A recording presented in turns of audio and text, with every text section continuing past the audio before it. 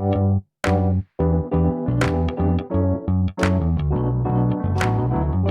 by Riverside.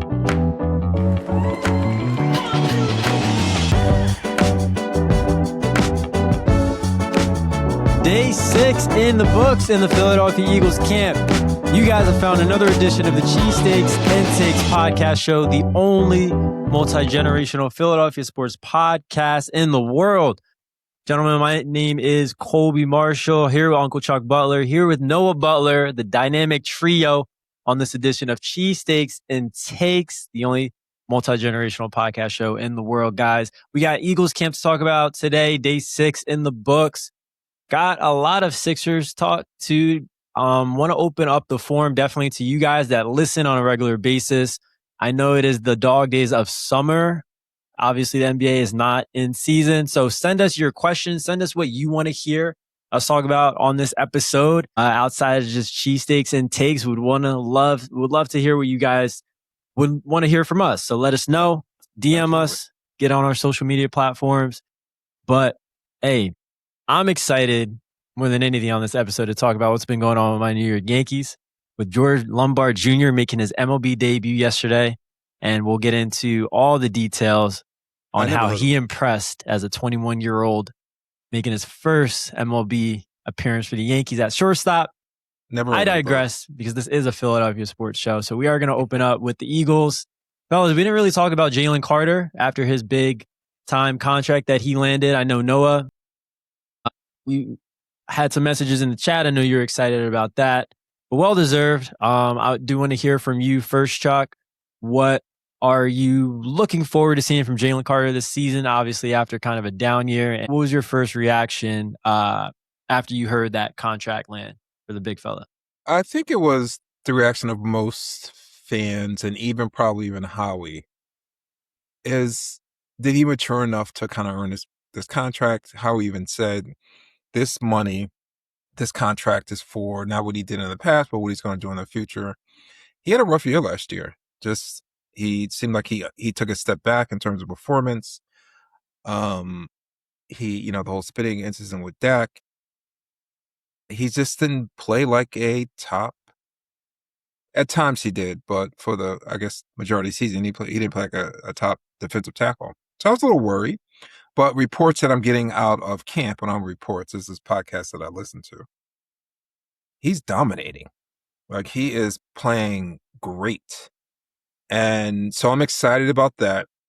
He's playing so great that, and maybe we can talk about this, and I'll give you the reasons why I'm a little concerned. He's playing so great that it seems like, from what I'm hearing, the offense is having a tough time just moving the ball. There's even talk of Sirianni asking Vic, could he just, put your second team out there so we can get some reps in with our offense? So, and a lot of it has to do with Jalen Carter. He's just playing great. And a lot to do with, the Eagles defense. If they're not top 3, I'll be super surprised. Most of their top players are ascending players. They've been together for 3 years. Vic has been here for 3 years. They know each other. They know the system. They're not learning an offense like Jalen and the receivers and even the running backs. The whole offense is kind of learning a new system. So anyway, to answer your question, my first reaction was, is it the right move? Because it took a while for them to sign. It took a while compared to Howie's other signings. But then, like I said, when I got reports that he's just dominating in practice, he came in great shape. And Sirianni might be even asking Vic to, put some of your second stringers in there so we could get some reps in. It seems like it was the right move. So I'm excited about what he's going to do this year. Yeah, it should be a big year from the big fella. And you expect to see that from him in training camp. But it does make you question, is it the offensive line? Is it the offense also getting off to a slow start under Sean Mannion in his first year? Especially when you think about Jeff Stoutland not being there anymore for that offensive line. Is this more of a telltale sign of what they're going to look like to open up the season? Or is this JC just being JC? I guess time will tell. Noah, how do you feel about JC getting this bag? And what are you expecting from Jalen Carter and overall from this Eagles defense this season? So I'm a really big fan of Jalen Carter. I think he's one of the best defense tackles in the league. He's very young.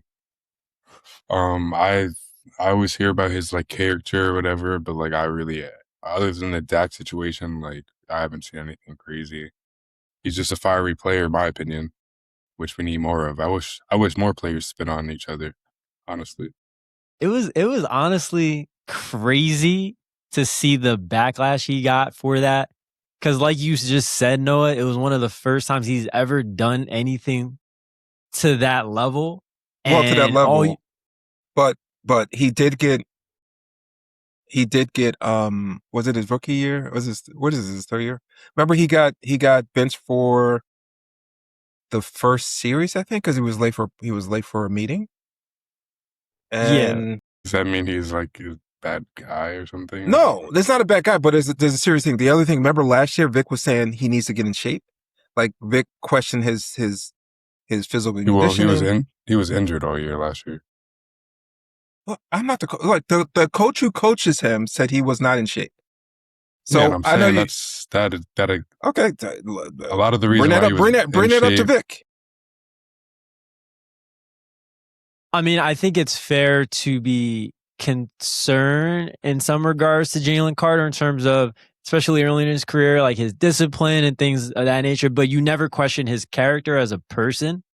And after that incident with Dak, it was like, he's a bad guy. He's dirty. I don't want to be... He has this reputation. No, he doesn't. I don't want to be that guy. Like, you are that guy. But we need to push back a little bit. Like, his character, that's why he dropped to 11. His character was in question. He was in that car accident that killed somebody at Alabama. Or where did he go to school? Georgia. Whatever. But you know, like, the details of that whole situation, or no? You just... No, but he was involved. Most people that like comment on that situation, they act like he was like driving and like killed his friend. That's not what happened at all. No, but that's fine. Again, it's these little things, and I'm not questioning. He's been for the most part a model citizen in Philadelphia, but there were some small little things that you haven't heard from other players that is a concern. I do not want to be a podcast where we are constantly giving our teams hand jobs because we don't want to criticize them. Can I say hand jobs on the podcast?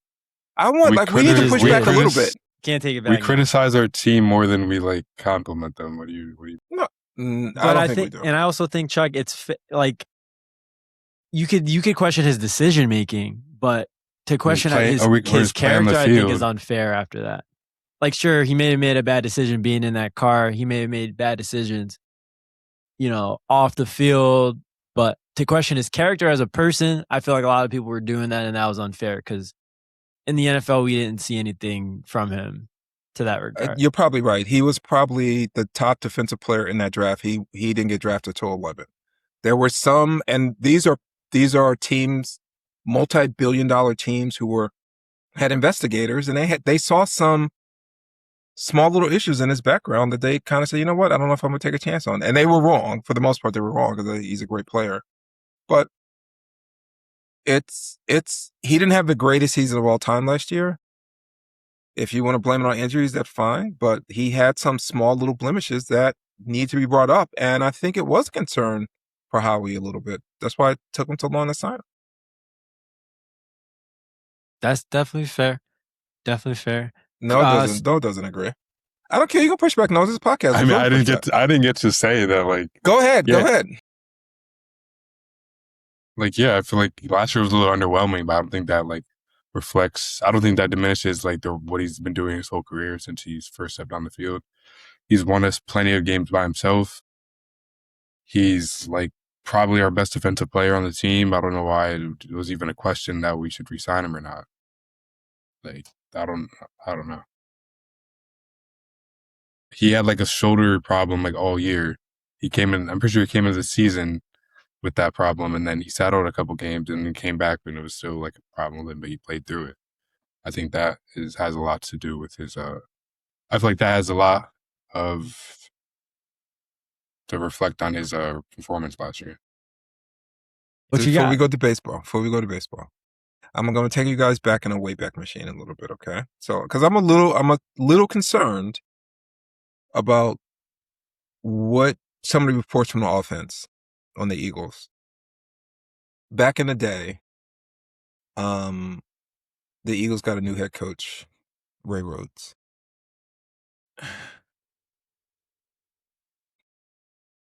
This guy.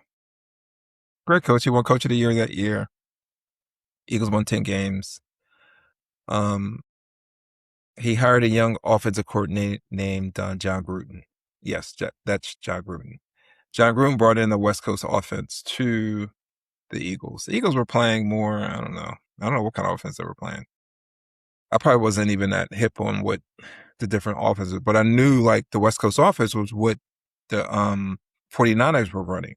And they were the basically the gold standard for football at the time. And Randall was a starting quarterback going into that season. But he couldn't pick up the offense. He just couldn't. They started the season with him. He was struggling. He wound up getting benched.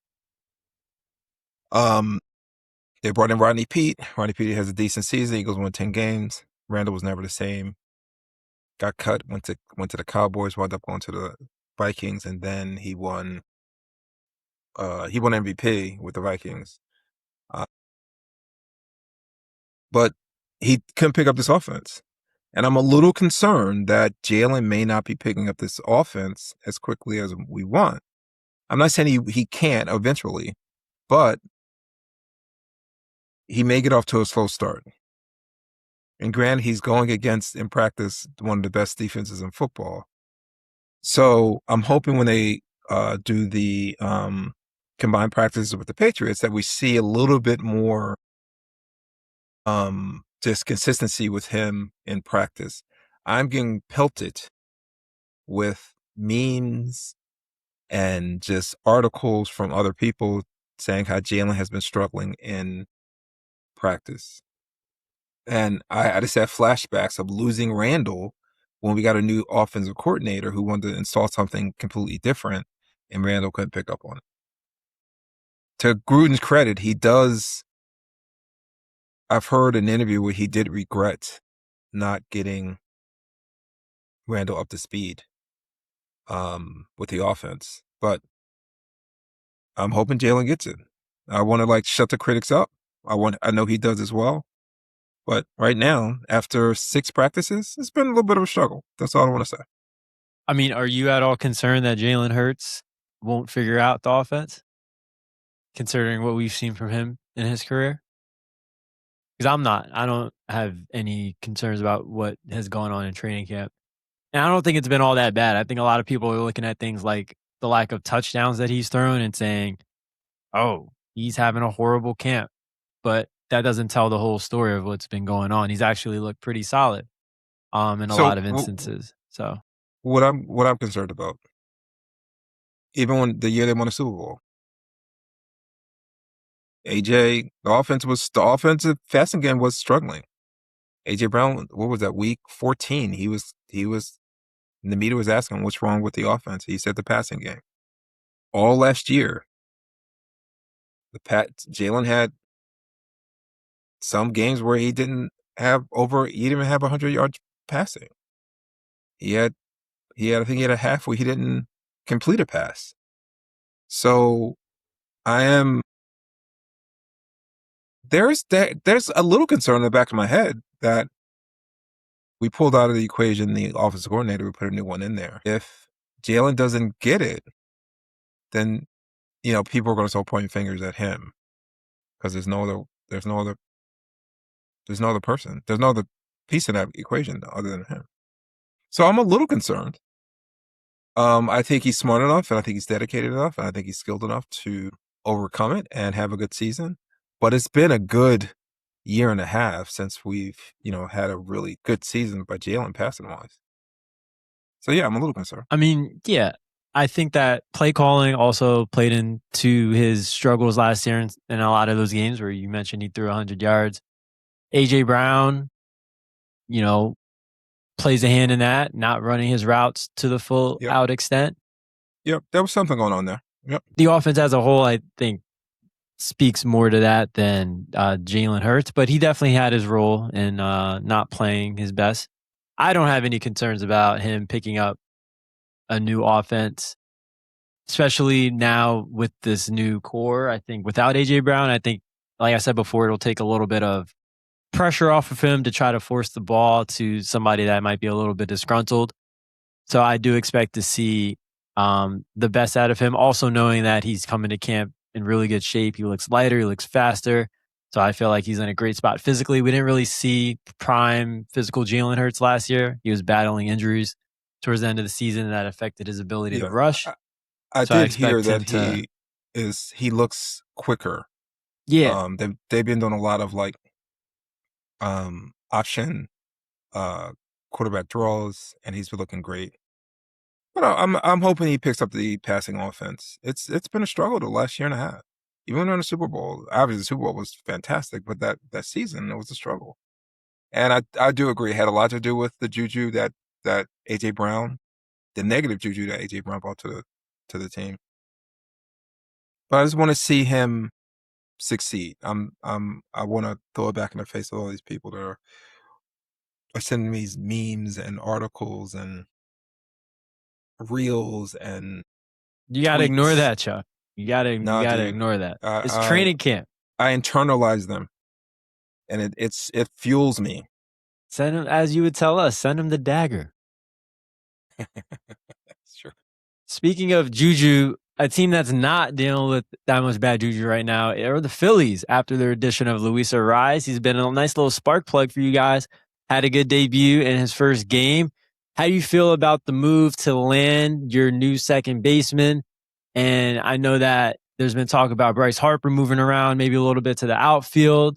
How do you feel like this changes the outlook of the Phillies this year? Does this make them more so contenders to take the division, to make a run towards the playoffs? Where does this move put the Phillies as of right now? Well, I don't think we're going to take the division or anything. I think we lost too many games after the All-Star break. We were like pretty close to the Braves after being like, what were we, like 14 game behind or something like that at one point. We got within like 2 or whatever. And then after the All-Star break, we had like a little slump. But with the Arias move, I liked it. The numbers said he's been good defensively this year. I'm kind of iffy on that because he's never been a good defender ever. But he's a guy who always seems to always find the ball somehow. He rarely strikes out. He puts the ball in a play, which could lead to some good things. And I think we just needed someone. I wanted like a righty, because I feel like we don't have any right now, with Trey Turner being kind of mid right now. And other than that, it's like Alec Bohm, which is sad. It's sad. But yeah. yeah, I think it was a good move. I like how I didn't think there was much that we could have done without like giving up everyone. And I didn't really want to give up everyone because it just seemed like the Dodgers are just going to win anyways. Yo, they're so annoying. Like the fact that they got, oh my gosh, they're just so stacked. That was crazy. They're just so stacked. I don't know if you guys saw the lineup yesterday on Ariza's first game. He's a contact hitter, puts the ball in play, decent on base percentage. He batted fourth, and the guy who leads the league in strikeouts batted first. That, for someone who's been watching baseball as long as I have, seeing that is just mind-blowing to me. That's Schwarber? And Schwarber led the game. He was a leadoff hitter. Then Turner, which makes sense. You go left, right, left, left. But they could certainly went Ariz to lead off. Even tonight, same lineup. Schwarber's leading off, and Ariz is to clean up. Is this, and for the Phillies to get him at such a cheap price, for him to be traded so many times, he's not, like, that type of hitter's not valued anymore. I know you guys, remember like Tony Gwynn or Rod Carew. Those players today would not have as much value. They had a high average, but they didn't have a lot of power. And arises like that, and it's just not valued as much. I think he's going to make an impact on the Phillies. But like Noah said, they needed a right-hander. The problem is there's not a lot of right-handers in baseball. If you look at the top OPSs, I don't think there's a right-hander that's over 850 in baseball. And I guess, and that's only because Aaron Judge is not playing. Like, I guess if Aaron Judge was playing, he would be, but there are very few right-handed players. And even if they're a natural right-hander, they're batting left. Bryce Harper bats left, but he's a right-hander. So it's just, I don't know. It's just hard to find. The other thing, so I was kind of disappointed they didn't get a righty bat, and I know there's not a lot out there, but also they needed basically a fifth pitcher. Painter's pitching tonight. I still have like faith in him. Right now, it's the top of the first. There's 2 men on and 1 out against him. He just hasn't pitched well. Granted, like this is really his first full season after having surgery, but I don't think he's ready. And don't get me wrong, they don't need a fifth starter in the playoffs, but you have to get to the playoffs. And I've read somewhere the Phillies are 3-22, and when it comes to the fifth starter, so when they had like Taquan Walker and Andrew Painter, they're just not great. Even if they went 500 in their fifth starter, they would be in first place, base level fifth starter, because their top 3 are great. Nola eats up innings. He's a little trashy, but he eats up innings. But I think they needed a pitcher, and they weren't able to get one. So I'm a little disappointed with that. I like the move, though. Wright is going to be, I think he's going to help. But they're just heavy. They just have a lot of left-handers in that lineup. So they can be pitched to. That's the problem. They can be pitched to because they have a lot of left-handers in there. Sounds like they could use a guy like George Lombard Jr. from the New York Yankees who's just homered. Tell me about this guy. I don't even like. Is he a prospect or did he have like a good game? I don't know. Yeah, he's a prospect that was in the minors for a while. They've talked about bringing him up. So he was highly touted 2 years ago. He was like very highly touted. Very highly touted. Never heard of him. And with Anthony Volpe, with his struggles over the last year and a half, 2 years, that talk has risen. But give me like a scouting report. Like what's his? Is he a 5-tool? Is he? Where do you see him like hitting in the lineup? Is he a good defensive player? I hate this. I hate that fans have done this, but a lot of people are comparing him rightfully, I guess, to Jeter because he plays shortstop. But they're saying that he's a mix of A-Rod and Jeter in the sense that he has power. He's good in the field. Willie Jeter, the guy I went to high school with? The guy you went to high school with. Willie Jeter or Derek Jeter? Who is this guy, Noah? Derek Jeter? Derek Jeter, the captain. Yes, he's being compared to him because he plays shortstop, and I hate that because they did the same thing with Volpe, and it probably got to his head, and he couldn't handle the pressure. I'm not saying that's going to happen with Lombard, but let the kid be the kid. Let him be himself. But he is getting compared to A-Rod and Jeter, being like a mix of the two of them. A-Rod and Jeter? Yeah, because he's a little more talented. He's a little more talented. Like he's got a little more raw talent than Jeter had. But he's also like that smooth shortstop, calm, seems calm under pressure.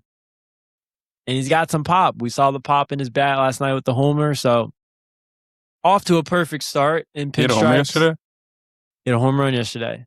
Turned a double play, had some nice plays in the field. I saw the double play. Bat. I heard of Lombard because I listen to baseball podcasts and they talk about top prospects. So I've heard about him like a couple years ago. I always knew he was like a good defender. But Yeah. I always heard that his bat was a little questionable. Personally, A-Rod was talented. He was raw. He was talented coming out. Funny story. I went to a game, a Yankees minor league game in Tampa, and actually got to see Lombard up close and personal. So much to the point that he signed a baseball I had. And this was really? Okay. like 2024. So nowhere near he was talked about, but we knew we weren't going to see him for a while. And so I'm just thinking about what that baseball might cost in a few years. I got it right here. It's not going anywhere. So we'll see. We'll see if I can make a splash with that. But George Lombard Well, Jr. you could, Super excited to continue to watch him. Yankees in action tonight. I know the Phillies are on too. it must be nice Big to time have like delay. a system. like a firm system of players that could be brought up, and you have like excitement towards them. I haven't felt that. It is You can feel nice. a little. It is nice. Like the Yankees needed this. We're like in a weird place right now with Judge injured, Stanton out. You know, the team's like going up and down. Volpe Red obviously Sox are struggling. breathing down your neck. Yeah, like Red Sox are 2 games back out of Since- nowhere. And now this kid just gets plugged in and lights up Yankee Stadium. They get the deal to bring in Garcia. He hits a homer. I mean, they've been 2 nice little spark plugs for us. So excited to continue Did you to see follow. the Red Sox get Adley Rutschman? Yeah, I did see that. I wanted the Phillies to get Adley Rutschman like 2 years ago, but they won. I guess they wanted an old decrepit JT Realmuto. 2 years ago, JT was fine. Leave him alone. Yeah, But I we knew Adley his time was Rutschman. coming though. I like Adley Rutschman. Nice little right-handed bat. He's going to fit well in Boston. Hopefully not too well. But yeah, was not happy to see that. But yeah, super excited for Lombard. Luis Garcia also had a big homer recently for the Yanks. So it might be up for the Bronx Bombers. Who knows? Who it's definitely up for is the Philadelphia 76ers, as we've been talking about them all offseason. I feel like a lot of negative talk lately about, is this going to work? Is VJ going to be the odd man out? I wanted to bring up the VJ point first because a lot of people have said, I've even had conversations with my dad that maybe we will see him come off the bench at some point in the season, just because that bench is, we don't really know what we're going to get from it. Wanted to bring it to the forum here. You can certainly speak to this. I just want to comment on like the overarching negativity of the Sixers. Last podcast, I wore that Sixers jersey, right? I'm not a big jersey guy, but I wore it to kind of show some support for the team because there's just so much negativity in the air, which I'll mention. And I'm not naive. I kind of know right now that in my head, there's 2 things happening. One, it is late July, early August, and there's not a lot of sports going on. So people are like trying to cling on to something. The media is trying to cling on to something to get people riled up and get clicks, get views and whatever. You saw with Raymond, shout out to Raymond, with his negativity against Jaylen Brown, how much engagement we got from that. So I understand like these media outlets are kind of doing the same thing with the Eagles and what they're doing with the Sixers. And also, I mean, I'm a little sensitive when it comes to my sports teams. It's like my children. Like if someone spoke to my children like I speak to my children, I would lose it. Like I just would lose it. So I am being a little sensitive. However, the negativity that we've gotten, like you mentioned the VJ stuff, that came from Draymond Green. The Jaylen Brown stuff, when Jaylen Brown was on the Celtics, people were like praising him, MVP candidate, great job without Tatum being there. Like he was this great all-around player. He comes to the Sixers. Oh, analytically, he's the seventh best player on the Celtics. He's the smartest person in there. He thinks he's the smartest person in the room. Yeah, but we kind of heard those things before he came to the Sixers too about Jaylen Brown. You heard that? Yeah, I don't know if you could say the same, Noah, but I heard like the analytical stat. Then fine. Let's say you heard that. Let's flip it around though. Now I'm hearing, oh, PG might be a better fit for the Celtics than Jaylen Brown is. Or did you see that series that PG had against the Celtics? I think he'll be a better fit for the Celtics than Jaylen Brown. We're hearing that now. All right, fine. If you heard the analytical stuff, if you heard the smartest person in the room, now people are like are saying that the Celtics won the trade. You're hearing like LeBron is, after he was the best player at 41 years old on a team that won a playoff series, he comes to the Sixers, and now he's too old. He won't have the impact that he had before. The reason I'm like bringing this up is I've seen it throughout the years. I wish your dad was on because he could back me up on this. It's something about the Sixers that the media, and I'm not like paranoid, that the media just wants to shit on them, and it just bothers me. I'm not the type of guy who like follows my team blindly. I will criticize them when they do something wrong. But I just don't see it. If the Spurs, Kobe's San Antonio Spurs with all the culture, had made the same moves, the media would have been praising them.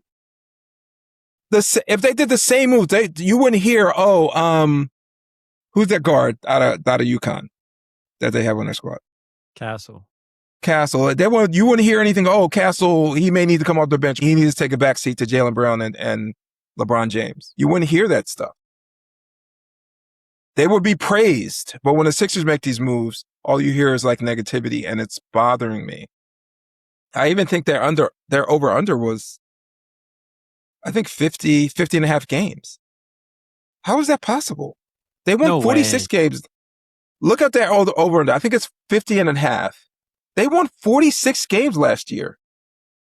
They beat the Celtics in the first round, and their GM got fired because of it. And you telling me they're only going to win 4 more games? It says standard regular season win total lines have not been officially posted by major sports books. Where'd you see that? I heard it on a podcast. I do see something on Reddit that has them at 47 and a half, which is very questionable. Have you heard?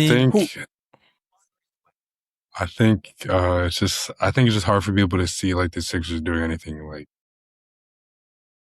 accomplishing anything, which is fair, honestly, because I don't. Until we got LeBron, like I would think the same thing. But we have LeBron now, so they can't win 4 more games than last year. I don't get it. He said, I don't think the Sixers would be like a top 6 seed. Like, where's this coming from? It's coming from hate. Nobody likes Philly.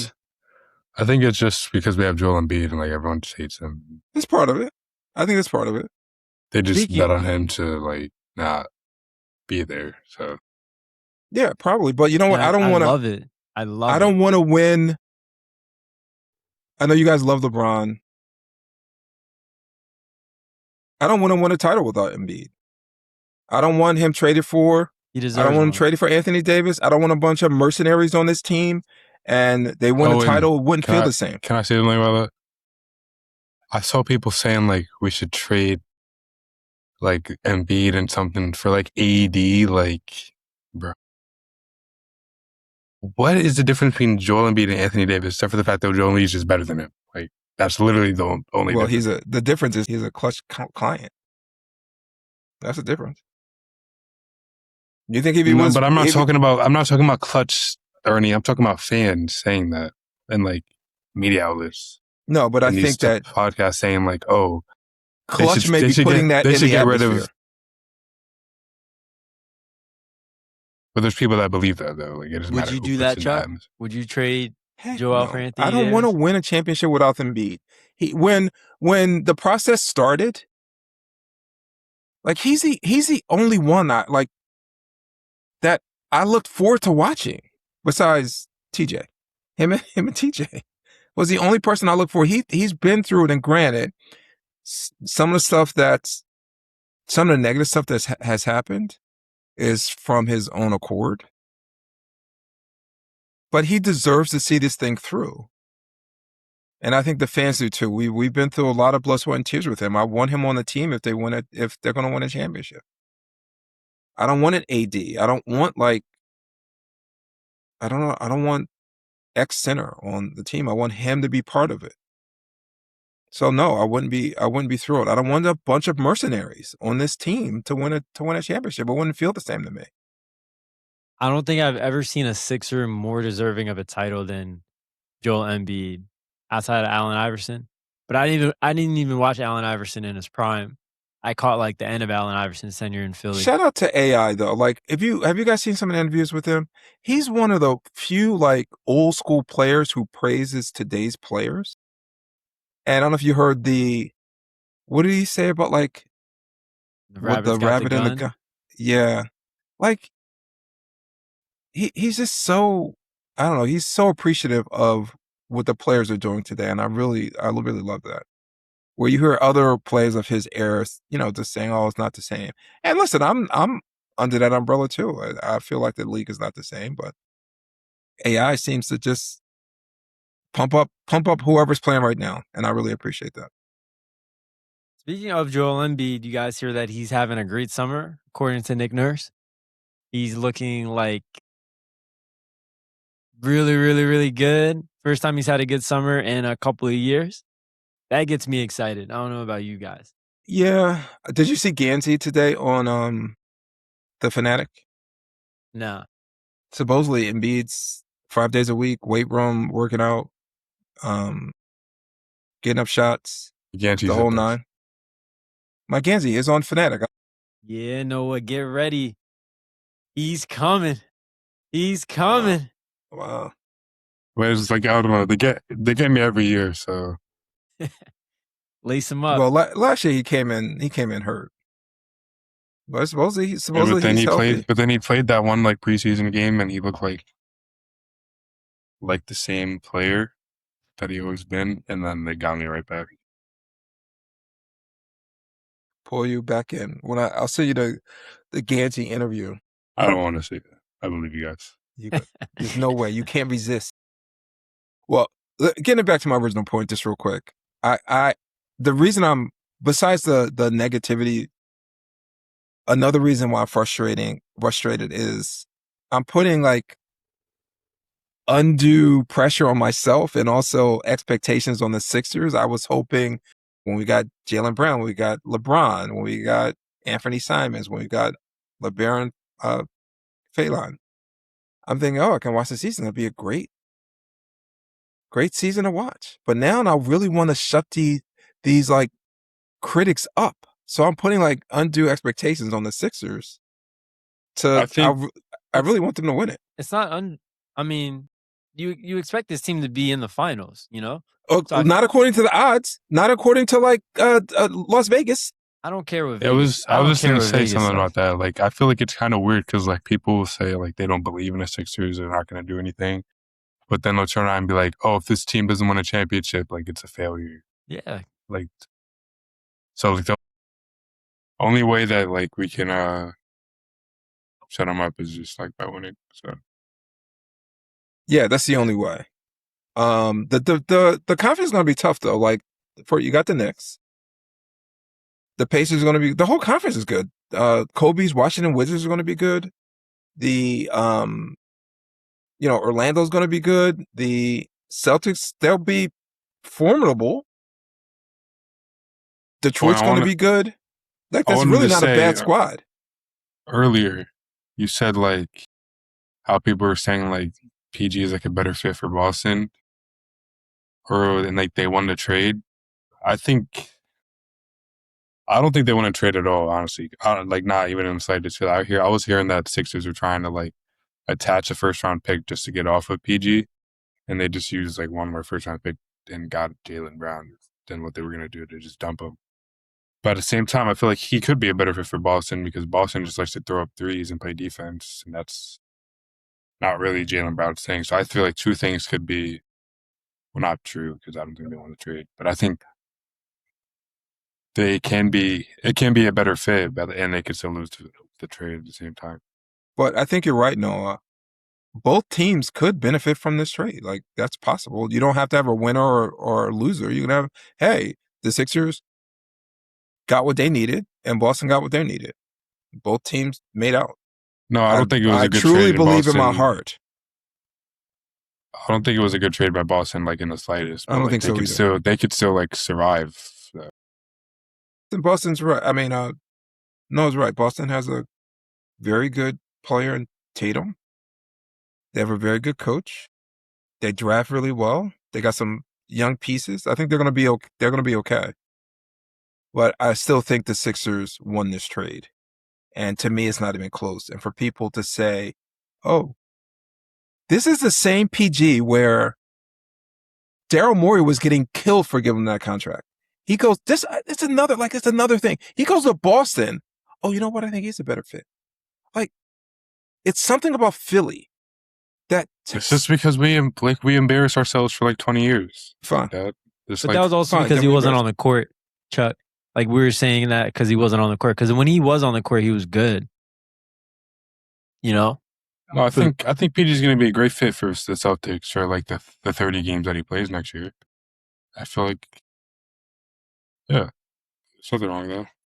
I love it. How do you guys feel about small ball lineups with the Sixers team? If you had to rank the top 3 guys to man the 5 position in a small ball lineup, who would that be? Because they have some. This will exempt Embiid, Bona, and Brock Purdy.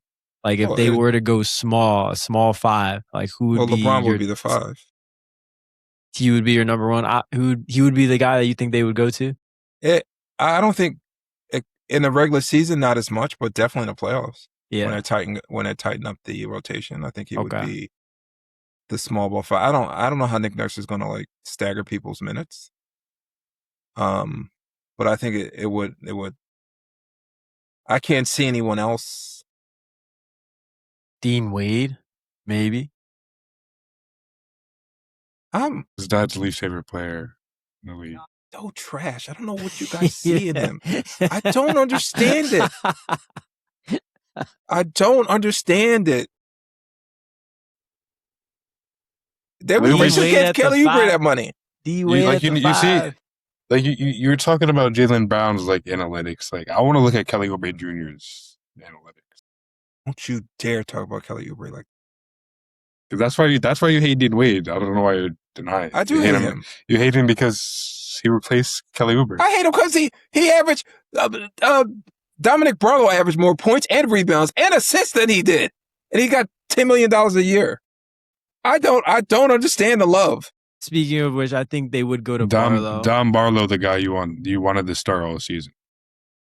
Yeah, what's wrong with paying a guy that could start all year $10 million? Yeah. It's not my money. I don't care. I just don't.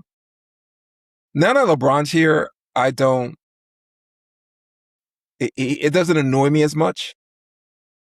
Like, I don't care how you feel about Dean Wade. Like, obviously, we should trust what this guy is doing because. Fine. You're right. Yeah, that's a really good point. That's a good point, Noah. Well, I just saw a tweet that said LeBron and the Sixers are rumored to be rocking their cream jerseys this year. Do you guys remember the Bellinelli squad with Redick and those white jerseys that they wore at home in the playoffs with the P? That Philly team was super fun. I love watching them play. I like that team too. Bellinelli coming off the bench, gunning threes. That was a fun team. But they might bring back those jerseys. Woo! I would love that. Did you guys see also Kevin Durant talking about the 2016 Golden State Warriors and comparing them to the? Yeah, I feel like that's what brought a lot of heat on the Sixers. Probably. That's a good point, Noah. I can't agree with him because that's just a different level of. Everyone was in their prime at that point. But you're right, Noah. The Sixers were getting a lot of like negativity just from his comments, and then he followed up with a tweet, and he kind of gave some shade to Klay Thompson as well. So that's like, part of it. I feel like Kevin Durant, like he like just. I love Kevin Durant. He used to be like my favorite player when I was a kid until he like went to the Warriors. I feel like he just tries to do anything to like be like, hey guys, like Stir what the I did pot. wasn't that it wasn't that bad what I did back then. Like the team wasn't even that good. Like this team's way better. Like why aren't we as mad as LeBron? Why aren't we as mad as LeBron as you guys were with me? No, I didn't get that vibe from him. I got the fact that he was comparing. He was giving the Sixers compliments. No, I'm not saying it's just from this. Like I feel like that's always how he acts on Twitter. Like he tries to like. Oh, maybe right. I don't think he told any lies though. I think on paper this Sixers team is better than that team. On paper. On paper? No way. If Joel Embiid was still like in his prime, then yeah. No, if LeBron was in his prime, then yes. But I'm saying we don't even need LeBron to be in his prime. I'm saying I feel like prime Joel Embiid, like in a playoff series, like he's not Steph and KG in their prime. He's not. I don't want to have to say it, but he might be the best player. Like if they're all in their primes, like in the. Can we go to the Warriors? He's not beating KG and Steph in their prime. Let's go down the lineup. So they had Steph, Klay, KD, Draymond. Was Draymond the 5? I saw someone say that Draymond, that 2016 Draymond would be the best player on the Sixers right now. Who? I like Draymond, but that's ridiculous. I would take that Draymond over Dean Wade. Is he even better than like LeBron right now? Like, no. But he's that type of player. He's like a poor man's 41-year-old LeBron. Well, LeBron gives you now, he's a poor man version of that. But yeah, let's go down the lineup. Steph, Klay. Who's the 3 on that team? KD. Who's the 4? Probably Draymond. And whoever. They have like a DeMarcus Cousins one time. Okay, but no, he was whoever the 5. Whoever the 5 is, Joel Embiid beats them. Jaylen Brown beats Draymond Green on paper. No. Let me finish. We win at the center. We win at the power forward position. They beat us at the small forward position. They beat us at the point guard position. And I would say they beat us at the shooting guard position. So it's close. It's not close. But I would give the edge to them after going through the lineup. The year before they got KD, they won 72 games, 73 games. And then they get KD the next year. Yeah, no, I know. We're not talking about that though. We're just talking about the roster on paper. Like we're not taking they're NBA champions. They obviously the Sixers can't touch that. But the players on paper compared to the Sixers players on paper, it's close. It's not even close. It's close. I don't think so. We just ran down the lineups. They edged us by one position. I think they would like probably sweep us. We were about Iggy. Iggy was the. They probably would, but that's not what we're talking about. We said on paper. On paper. On paper, we're not even close. Translate it's to not the even court. Close. What don't we get? That Vegas has us winning 48 games. That team won. Oh my gosh! Is the game played on paper? No, it's played on the court. We're talking about on paper. You could say that the Sixers team is better on paper. It's not a far-fetched thing to say. It's far-fetched. It really isn't. It's far. I think you guys are looking too much into it. You're looking way too much into it. This is the greatest basketball team ever. You're looking way too much into it. Is it the greatest team of all time? You're looking way too much into it. Anyway, discussion. I think they're better than the '96 Bulls. With the Sixers? Wow. Okay. That's not the 42-year-old LeBron. Like he might be so better than Jordan. Honestly. Wow. Okay. All right. I hope he is. Kobe's right. They're going 80-0. I hope he is. That'd be great. Well, fellas, that'll wrap up this episode. Make sure you guys like, subscribe, follow us on social media. I love it. Let us know what you think. We'll be back to talk more Phillies, some more Yankees as the season goes on in MLB. Dive deeper into Eagles camp as we get closer to the NFL season and fantasy football. Kicking off the Cheesesteaks and Takes League once more, offering some fantasy tips. But guys, hope you have a great rest of your week, and we will talk to you next time.